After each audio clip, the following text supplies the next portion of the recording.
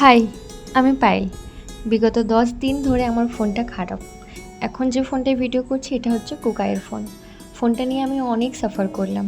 হঠাৎ করে যে এমনভাবে খারাপ হয়ে যাবে মানে আমি ভাবতেও পারিনি। তো এই যে দেখতেই পাচ্ছ আমার ফোন এত মানে খোলার চেষ্টা করছি অন করার, বাট হচ্ছে না।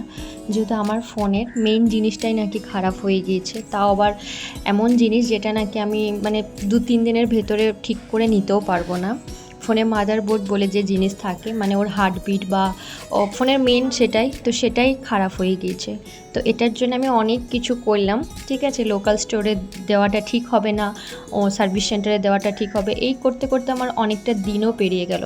তো আমি তাও গিয়েছিলাম, আমি আর বোন মিলেই গিয়েছিলাম, কিন্তু আমার কপালটা এতটাই খারাপ, বলে না যখন সময় খারাপ থাকে তখন সব দিক থেকে খারাপই হয়, তো আমার কপালটা এতটাই খারাপ ছোটোবেলা থেকেই।